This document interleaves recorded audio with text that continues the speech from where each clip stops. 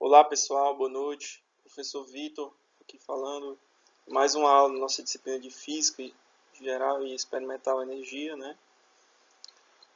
A aula de hoje vai ser gravada, beleza? Como eu sempre gosto de trazer, esse é nosso calendário, né, nas nossas aulas. Hoje é dia 30 de outubro, certo? Espero que na aula de hoje a gente conclua a unidade 3 do nosso livro, né? E aí a unidade 4 a gente terá mais 2 ou 3 aulas e uma aula para as nossas práticas. Como eu já disse, hoje nós concluímos a unidade 3, que é a unidade de mecânica dos fluidos. E como eu gosto sempre de dizer, nossa disciplina ela estuda como que a gente consegue obter energia, né, de diversas formas nesse tópico de mecânica dos fluidos. A gente abordou na aula passada, né, alguns princípios de fluidos, mas quando ele está estático, né? Então a gente conseguiu calcular a pressão em fluido, viu alguns princípios, né? E na aula de hoje a gente vai conseguir entender, né, como o fluido ele pode conseguir gerar energia, certo? Então hoje a gente vai estudar o fluido em escoamento, certo? Ou seja, em movimento.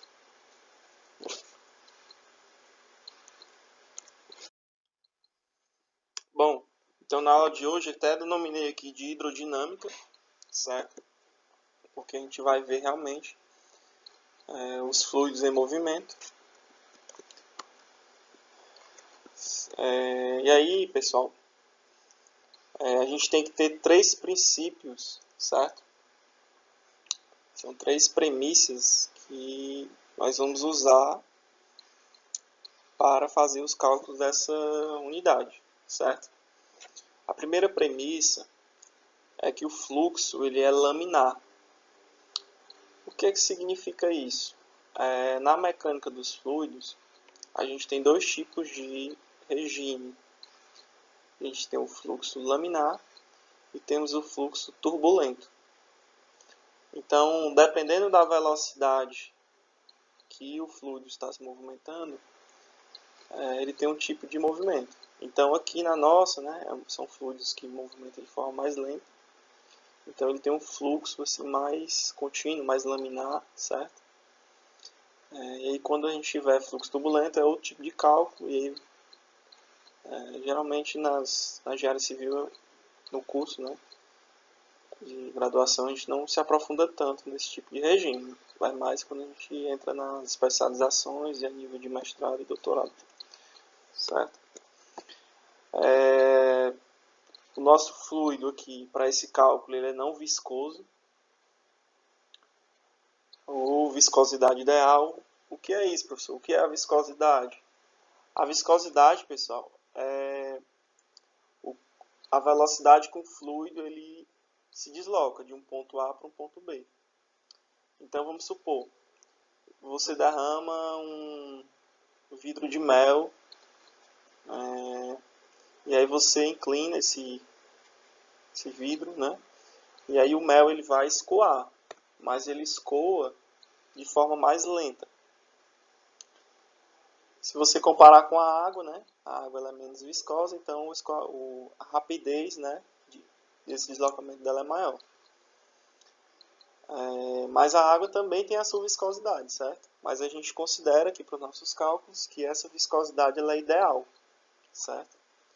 E aí se a gente for comparar, é lógico, né? Se a viscosidade do mel ou, sei lá, de um óleo, né? Ela é diferente da água, certo? Então esse é um segundo princípio aí que a gente tem que ter em mente. E talvez um dos principais também, né, que o fluido ele é incompressível. O que é isso? O fluido ele não muda de volume, certo? O volume dele é constante em todo o percurso. E essa premissa ela é muito importante na hora dos nossos cálculos. Considerar os volumes constantes. Certo? Então, o volume que entra, né, o volume de entrada vai ser o mesmo volume de saída. E existe uma vazão, né, uma vazão volumétrica, que é o volume deslocado aí, certo? Por uma certa quantidade de tempo, unidade de tempo. Então, essa razão volumétrica, né, ela tem esse volume de entrada dividido por um certo tempo, que vai ser igual a esse volume de saída sobre um certo tempo. Tá?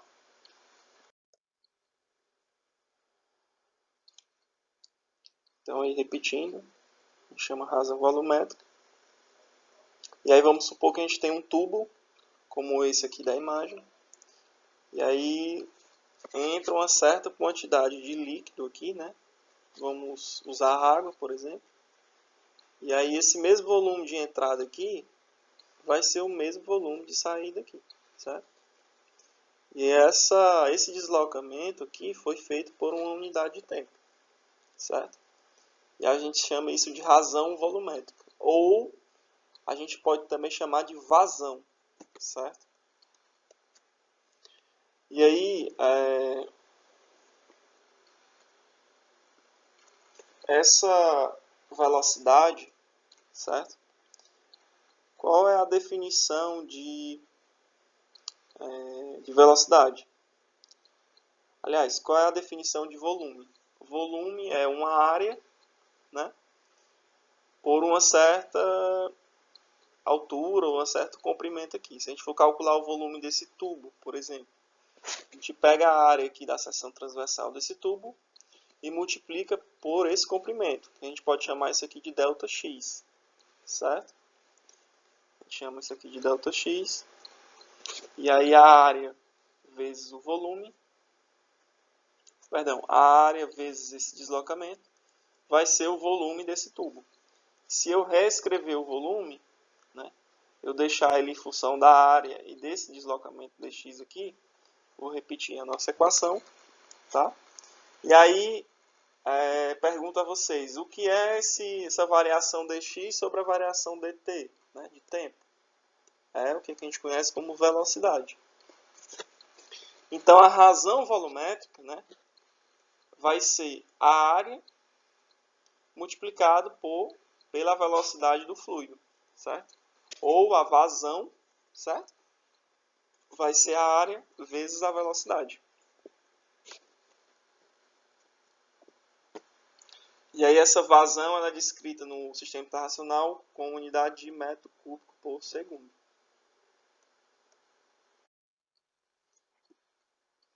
Vamos a esse exemplo, né? Uma tubulação que consiste em um duto circular de raio de 0,5 metros sofre uma alteração em sua seção transversal, que o torna mais espesso, passando a ter 1 metro de raio. Se a velocidade inicial do fluido era de 0,1 metro por segundo, qual será a sua velocidade final? Ou seja, a gente tem um tubo, certo? Esse tubo ele vai aumentar de volume, né? Ele tinha um volume aqui inicial, certo? E aí ele aumenta, né, essa área aqui de saída. E tem uma certa velocidade aqui V1. Então, como é que a gente faz para usar, para descobrir essa velocidade final aqui com que ele sai? Ora, a gente usa o princípio da razão volumétrica, certo? A área da seção 1 aqui, ó, tem raio de 5 metros, então vai ser π vezes 0,5 ao quadrado, que dá 0,79 metros. A área 2, que tem raio de 0,1 metro, vai ser 1 ao quadrado vezes π. Aqui não é 0,1, é 1, né? Ou, perdão, aqui 1 metro, eu estava olhando para a velocidade. Então vai ser 3,14 metros quadrados. Então a área 1 vezes a velocidade 1, que é a razão volumétrica de entrada, vai ser igual à razão volumétrica de saída. Vai ser a área 2 vezes a velocidade 2. Então aí basta eu rearranjar aqui a equação, né? Tenho a área 1, tenho a velocidade 1, né? Que é essa aqui de 0,1 metro por segundo. Tenho a área 2, né? Que é 3,14, e vou querer descobrir a velocidade 2. E aí eu faço esse cálculo, e aí vou descobrir que a velocidade 2 é de 0,025 metros por segundo. Tá? Ou seja, eu tinha uma área de 0,5 metros, aliás, de 0,5 metros de raio, né? Ou 1 metro de diâmetro, certo? E tinha aqui uma segunda área de 1 metro de raio ou 2 metros de diâmetro, ou seja, dobrei essa área, aliás, dobrei esse raio, né? Dobrei esse diâmetro. Porém, eu mudei a velocidade. Eu tinha uma velocidade de 0,1 e agora eu tenho a velocidade de 0,025, né? Ou seja, eu reduzi a velocidade para 1/4 do que era, certo? Ou seja, resumindo, eu dobrei o raio e reduzi a 1/4, né? Reduzi em 75% a velocidade, certo? Certo. Então, existe um outro tipo de problema, certo? Quando a gente tem uma variação de altura desses tubos, certo? Então, a gente continua usando a pressão interna como pressão atmosférica mais ρgH, só que existe uma outra parcela, né? Existe a parcela da velocidade, certo? Então, para isso, nós utilizamos a equação de Bernoulli. E aí a equação de Bernoulli, ela tem 3 parcelas. Ela tem a parcela da pressão, por assim dizer, certo? Que é essa parcela aqui primeira. Ela tem a parcela que considera a certa altura que está esse fluido, né? E uma parcela aqui que considera a velocidade. Então, se a gente for lembrar do semestre passado, que a gente tinha uma energia potencial gravitacional e uma energia cinética, certo? Aqui é mais ou menos assim. Só que existe essa outra variável aqui de pressão. Então, esse fluido, né? Ele existe aqui uma constante, que a gente chama constante de Bernoulli, certo? E aí essa constante, ela tem 3 componentes, e essas 3 componentes vão variando conforme eu mudo a altura do tubo ou a sua espessura, tá? Então, a gente tem uma primeira parcela que é a pressão, uma segunda parcela que é como se fosse energia potencial gravitacional, e uma terceira parcela de energia cinética, ou seja, de energia de movimento, certo? Tudo isso é constante. Então, como eu falei, essa constante ela é válida por todo o tubo. Então, a pressão aqui no ponto 1 mais ρgH1, nessa altura 1 aqui, vai ser mais essa energia cinética nessa primeira parte 1 aqui, né? Vai ser igual a essa pressão 2 vezes esse ρgH2, que é essa altura 2 aqui, mais o meio de ρ velocidade 2 ao quadrado, certo? Então, quando vocês têm esse tipo de problema em fluidos, a equação de Bernoulli ela é a que determina, tá? Como se encontrar essas variáveis. Vamos para um exemplo. Então, temos aqui um exemplo, né? O engenheiro trabalha em uma indústria que contém grandes tubulações de água usadas para resfriar um tanque no qual ocorrem reações isotérmicas. Em determinado ponto, a tubulação se eleva em 1,2 metros, como ilustra aqui a figura. Existem sensores de pressão na tubulação em ambas as alturas, que indicam o mesmo valor na leitura, né? Ou seja, é válida a equação de Bernoulli. Ele precisa conhecer a velocidade da água no nível mais alto, sabendo que ela entra no nível mais baixo com uma velocidade de 5 metros por segundo. Ele sabe que a água pode ser considerada um fluido aproximadamente incompressível e com baixa viscosidade, assim como a gente falou no começo da aula. Então, a gente tem a velocidade no ponto inicial de 5 metros por segundo e essa altura de elevação, né, foi de 1,2 metros. Então eu usei o princípio de Bernoulli, certo? Como eu disse no slide anterior. E aí essa pressão eu não sei. Eu sei a densidade da água, que é 1000, né? Sei a gravidade, vamos botar 10. E a altura 1, vamos considerar 0. Então essa parcela aqui de altura, ela é zerada, certo? Por quê? Porque ele está num nível aqui mais baixo, certo? E aí, 1/2 da densidade vezes a velocidade, que ele disse aqui no ponto inicial, que é 5. E essa pressão 2, ele disse que é igual, né, porque manteve-se a pressão, vezes 1000, vezes 10, vezes 1,2, que foi essa elevação, esse aumento de altura, mais 1/2 vezes 1000, vezes a velocidade 2 ao quadrado. Então, a gente pode cancelar aqui as pressões, certo? E descobrir a velocidade 2 aqui ao quadrado. Façam aí esses cálculos.